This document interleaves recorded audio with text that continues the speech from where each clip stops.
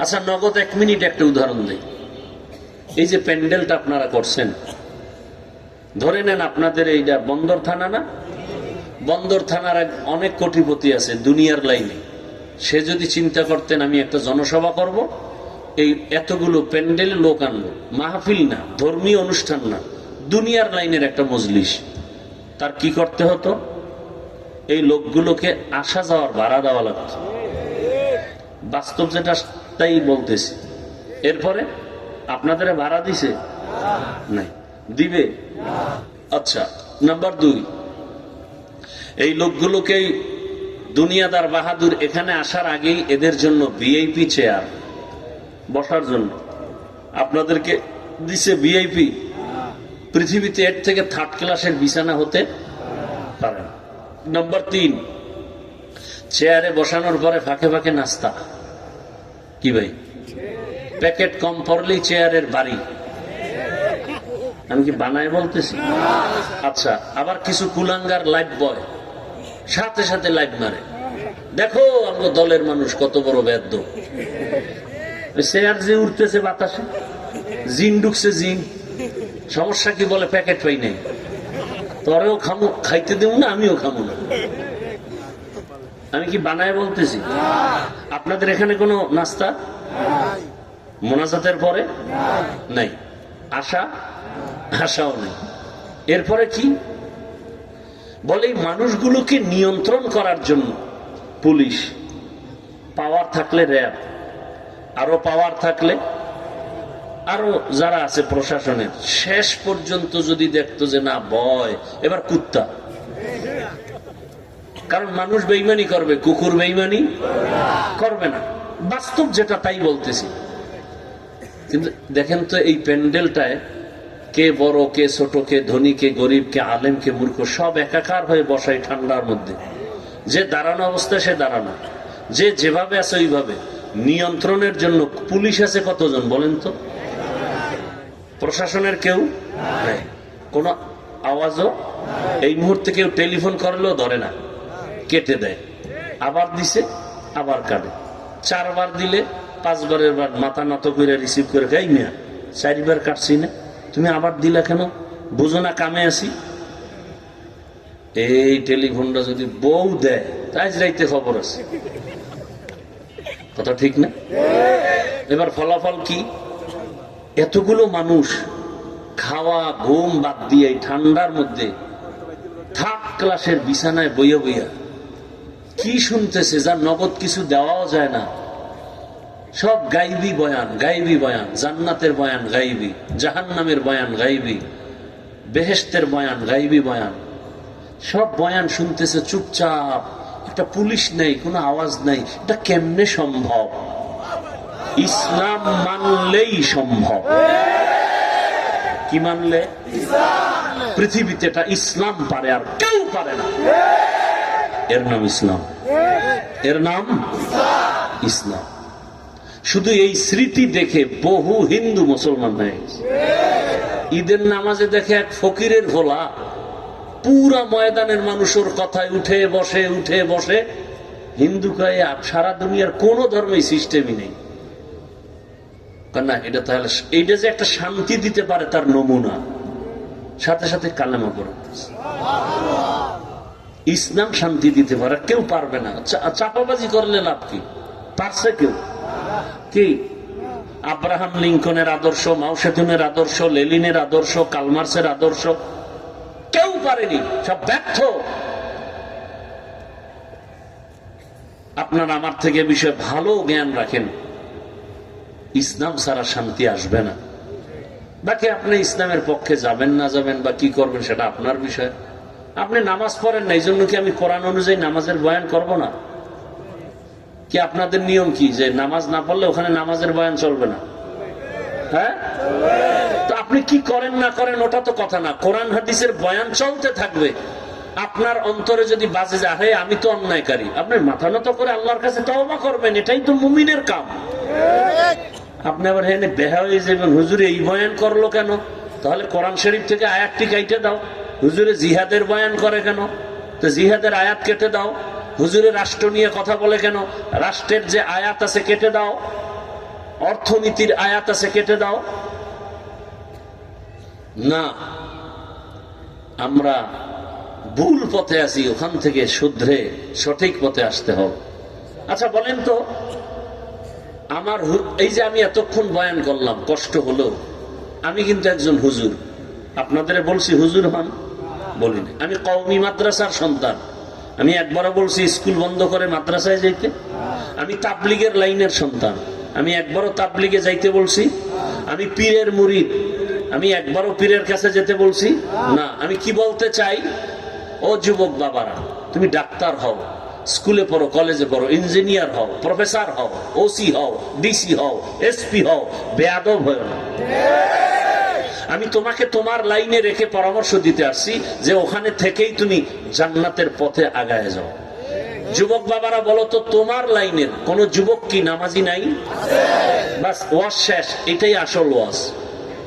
তোমার মতো যুবক যদি ব্যবসা করে, চাকরি করে, র্যাব, আর্মি, পুলিশ, বিডিআরের দাড়িওয়ালা নামাজি নাই? তুমি পারো না কেন? এখানে আমার ওয়াজ, এটাই আসল ওয়াজ।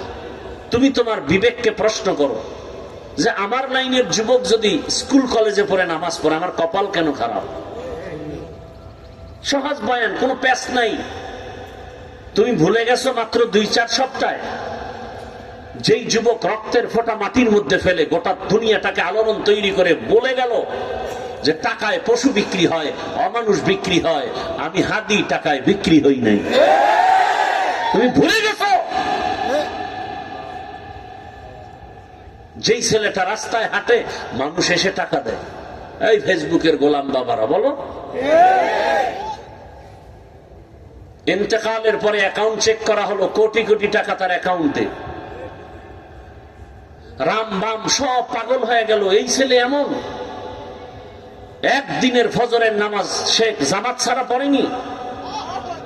তোমার লাইনের যুবক, আমার কি, আমি জীবনে তাকে দেখি নাই, তার সাথে কোনোদিন স্বপ্নেও সাক্ষাৎ হয়নি। তোমার চরিত্র তো নষ্ট কেন? 40 বছর পর্যন্ত যুবকের চেহারা উজ্জ্বল থাকবে, নূরে চমকাবে। 25 বছরে তোমার চেহারা নষ্ট কেন? তোমার চেহারায় নূর নাই কেন? তাকাইলে আকর্ষণ লাগে না কেন? মায়া লাগে না কেন? তোমার চেহারার দিকে তাকাইলে চোখ ফিরে যায় কেন? সারা রাত গুনাহ করেছো মোবাইলের দ্বারা। 1500 বছর আগে রঈসুল মুফাসসিরিন আব্দুল্লাহ ইবনে আব্বাস রাদিয়াল্লাহু তাআলা আনহু লিখেছেন, মানুষ যদি গুনাহ করতে গিয়ে সীমা লঙ্ঘন করে, নগদ শাস্তি 5টা। 1 নম্বরে চেহারার নূর চলে যাবে, 2 খানার বরকত চলে যাবে। খাবে ঠিক, কিন্তু দিন দিন অসুস্থ হবে। খাবে ঠিক, বরকত হবে না, শক্তি হবে না। তোমার চেহারায় পৃথিবীর কোন ক্রিম, মেডিসিন আর সুন্দর করতে পারবে না, আল্লাহর কসম। হ্যাঁ, একটা কাজ করলে তোমার চেহারা নতুন করে আবার উজ্জ্বল নূর ফিরে আসবে। 5 বেলা রোজু বানায় 5 ওয়াক্ত নামাজ পড়ো, তোমার চেহারা আগের জায়গায় চলে আসবে। কিচ্ছু দেওয়া লাগবে না। কালো হলো চেহারার মধ্যে নূর চমকাবে, আকর্ষণ বাড়বে। কোন মেডিসিন তোমার চেহারা সুন্দর করতে পারবে না। তোমার 25 বছর 27 বছরে চেহারা নষ্ট করে ফেলেছো। তুমি আয়নায় তাকাও নাই, এখন আয়না বানাইছো মোবাইলের ভিতরে ক্যামেরা, ওখানে তাকাইলেই দেখে লেডিস, আয়না দেখে না, লেডিস দেখে। আজকে গিয়া ঠিকই একটা আলাদা আয়নায় তাকাও, দেখো তো তোমার 2 বছর আগের চেহারা আর এখন চেহারার কি হালাত। তুমি নিজেরটা নিজে ঠিক করো।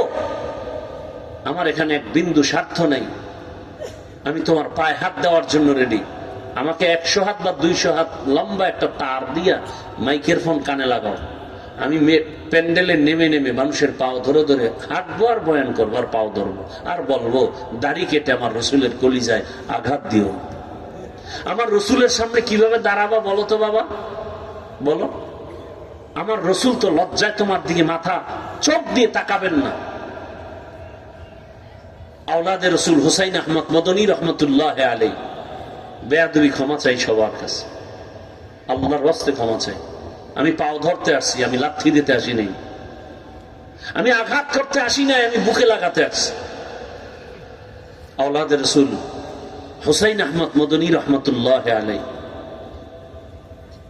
রসুলের ডাইরেক্ট আওলাদ। মদিনাতুল মুনাওয়ারার পাশে এখনো তাদের বিশাল বাড়ি জমিন। রসুলের ঔরজাত সূত্রে বাংলাদেশে বেশিরভাগ সিলেট চট্টগ্রামে তারা সময় দিতেন। তো মানুষ দেখা করতে যাইতো, দুই শ্রেণীর মানুষের কাছে হাত মিলাইলে হাত মিলাইতেন না, হাত দিলে। কয় শ্রেণী ভাই? এক শ্রেণী যারা দাড়িবিহীন, বলতেন তুমি আমার রসুলের কলিজায় আঘাত দিছো, তুমি আসছো সালামের সুন্নত আদায় করতে, বের হয়ে যাও। আমি রসুলের আওলাদ, আমি রসুলের দুশ্মনের সাথে হাত মিলাতে পারি না। আর এক শ্রেণী মানুষের সাথে হাত মিলাইতেন না যারা সাহাবায়ে কেরামের বিরোধিতা করে, এরাও রসুলের দুশ্মন, নিঃসন্দেহে রসুলের দুশ্মন। সাহাবায়ে কেরামের বিরুদ্ধে যারা লেখবে আর বলবে ইশারা ইঙ্গিতে, নিঃসন্দেহে তারা রসুলের দুশ্মন। আওলাদে রসুল এদের সাথেও হাত মিলাইতেন না। ও যুবক, আমি যতটা কথা বলতেছি, একটা কথাও আমি আমার কল্যাণে বলি না। আমি চাই তুমিও হাদির মতো সর্বোচ্চ সম্মানে আসো। তুমি ডাক্তার হও, তবে সম্মান থাক। তুমি ইঞ্জিনিয়ার হও, কিন্তু সম্মানটা যেন পুরা দেশব্যাপী হয়। আচ্ছা বলো তো বাবা, একজন ব্যক্তি ডাক্তার, জাকির নায়েক, নাম শুনছো? কে চিনে নাই জাকির নায়েককে? টাকার গরম, ক্ষমতার পাওয়া? তুমি একটু বিবেককে প্রশ্ন করো তো। ডাক্তার জাকির নায়েক বাড়ি কই চিনি না, কিন্তু এই লোকটার জন্য গোটা দুনিয়া পাগল কেন? একমাত্র সুন্দর চরিত্র, নৈতিক আদর্শের কারণে। যুবক, আমি তাই চাই তুমি ডাক্তার হলেও যেন আমার দেশ বেশি তোমাকে মাথায় নিয়ে সম্মান করে, আমি এটা চাই। তুমি ইঞ্জিনিয়ার হলেও যেন আমার দেশবাসী তোমাকে মাথায় নিয়ে সম্মান করে, আমি এটা চাই। সে পরামর্শ দিতে আসছি। তুমি ওসি হও, ডিসি হও, এমপি হও, মন্ত্রী হও, কিন্তু মরে গেলেও যেন তুমি মানুষের হৃদয়ে অমর হয়ে থাকো, অমর হয়ে থাকো। আর সেজন্য তোমার অমূল্য সম্পদ চরিত্র ঠিক লাগবে। নাম্বার 2, 3 জায়গার দোয়া লাগবে, লিখে রাখো কথাগুলো। চরিত্র ঠিক, 3 জায়গার দোয়া যদি নিতে পারো, আল্লাহর কসম তুমি ডাক্তার হলো চূড়ান্ত সম্মান। ডাক্তার জাকির নায়েকও ডাক্তার, আমার দেশের স্বনামধন্য সমালোচিত তাসলিমা নাসরিনও MBBS ডাক্তার। শুধু ডাক্তার না, একজন গবেষক, কোরআনের আয়াত পড়ে পড়ে তাফসীর করে আর আল্লাহর ভুল ধরে। ডাক্তার জাকির নায়েকের জন্য গোটা দুনিয়া পাগল। তাসলিমা নাসরিন জুতা পেটা খেয়ে ভাগলো, লাশটাও জমিনে জন্মভূমিতে আসবে কিনা সন্দেহ। কারণ কি? কারণ কি? জাকির নায়েকের জন্য গোটা দুনিয়া পাগল, তাসলিমার জন্য মানুষ সিসি করে কেন? তাসলিমা ভালো ডাক্তার, ভালো গবেষক, কিন্তু চরিত্র খারাপ। মানুষের জীবনের অমূল্য সম্পদ চরিত্র। যুবক, অনুরোধ, 5 থেকে 7টা বছরের জন্য মোবাইলটা পানিতে ফেলে দাও, নতুন করে ঘুরে দাঁড়াও, কষ্ট করে লেখাপড়া করো। আজকে তুমি 500 টাকার জন্য পাগল হয়ে গেছো, সারা রাত আকাম করবা, মোবাইল MB নেই। কই পাই টাকা? আব্বু আম্মুর মানি ব্যাগ ধরতে হবে। ঠিকই তুমি চুরি করে মা বাবার টাকা নিয়ে গেছো, মা বাবার ঘরের তুমি চোর। এই 500 টাকার জন্য 5 থেকে 7টা বছর কষ্ট করে লেখাপড়া করে একটা স্থানে আসো, এই পরিমাণ হালাল টাকা তোমার দিকে আসবে, দুহাত দিয়েও টাকা নিয়ে শেষ করতে পারবা না। আমি চ্যালেঞ্জ দিচ্ছি। তবে 2টা জিনিস লাগবে, চরিত্র সুন্দর, 3 জায়গার দোয়া। 1 নম্বরে মা বাবার দোয়া, 2 শিক্ষকের দোয়া, 3 উলামায়ে কেরামের দোয়া। এই 3 জায়গার দোয়া নিলে কসম আল্লাহ, তুমি ডাক্তার হলেও হিরো, ওসি হলেও হিরো। আর যদি আল্লাহ না করুন এই 3 জায়গার কোন এক জায়গা থেকে অভিশাপ নাও, তাহলে ডাক্তার হলেও তুমি মরার আগে বিছানায় পঙ্গু হয়ে কাঁদতে হবে, জীবনে সফলতা আসবে না। মা বাবার বরদোয়া তোমার জীবন ধ্বংস, শিক্ষকের অভিশাপ তোমার জীবন ধ্বংস, আলেম ওলামার অভিশাপ জীবন ধ্বংস। আজ আমার দেশ এত এলোমেলো কেন? একমাত্র উলামায়ে কেরামের সাথে বেয়াদবি করার ফলাফল। আল্লাহ হেদায়েত দান করুন। যুবককে আমি বুঝাতে পারি না কতটা ভালোবাসা দিয়ে কথাগুলো বলতেছি। যুবক সে মোবাইল নিয়ে ব্যস্ত, নিজের হাতে নিজের জীবনকে ধ্বংস করে ফেলতেছ। আজকে চোখের পাওয়ার দুর্বল, হার্ট দুর্বল, কিডনি দুর্বল। যুবক, গুগলে আজকে বাসায় গিয়ে সার্চ দিবা, টাচ মোবাইল চালালে দেখলে শরীরের কি কি অঙ্গের ক্ষতি হয়। চিকিৎসা বিজ্ঞানীরা কি বলছে দেখো। আমি হুজুরেরটা বাদ দাও, চিকিৎসা বিজ্ঞানীরা কি বলছে লেখা আছে দেখো। তোমার মতো যুবক গোটা দেশবাসী টাকায় আছে, তোমার থেকে কিছু চায়, সুন্দর আদর্শ। আজ তোমাকে দেখলে মুরব্বীরাও চোখ ফিরায় নেয়। কত বড় বেয়াদব মুরব্বীদের সামনে বিড়িটা নেয় কি নাই? আল্লাহ হেদায়েত দান করুন। এজন্য নবী বলছেন, দুনিয়ার সবাইকে বেজার করা যাবে, আল্লাহকে বেজার করা যাবে না। কেন? আমার আল্লাহর মতো আপন কেউ নাই। এরে আমার যুবক, একটা কথা অন্তরকে বুঝাও, ঘুমের মধ্যে তোমার মতো যুবকের লাশ, গাড়ির নিচে যুবকের লাশ, পানির নিচে যুবকের লাশ। আজ এখানে বয়ান শুনো, কাল এই টাইমে তুমি সুস্থ জিন্দা থাকবা কোনো গ্যারান্টি নাই। আর গ্যারান্টি তো এমনিই নাই। দুই মরণ অস্ত্র লয়ে খালি দৌড়, একটা ডাইরেক্ট আর একটা কি ইনডাইরেক্ট। ডাইরেক্ট মরণ অস্ত্রের নাম বাইক। কি কয় তোমাদের এলাকায়? এই যুবকরা আমার একটা সত্য কথা বলো তো, বাইক, ভ্যান, রিক্সা, ট্রাক, বাস, হেলিকপ্টার, এরপরে বিমান, লঞ্চ, স্টিমার, এই সবগুলোর গড়ে কোনটায় মানুষ বেশি অ্যাক্সিডেন্ট হয়ে মরে বলো? দেখছেন নি কারবার কি? ফেরাউন্নারে আজরাইল জিগায়, এই মালিকের হুকুম না মানলে কি হইব? কয় নীল লোহিত সাগরে চুবাইয়া সাইজ করা দরকার, এটা একটু লিখে দাও।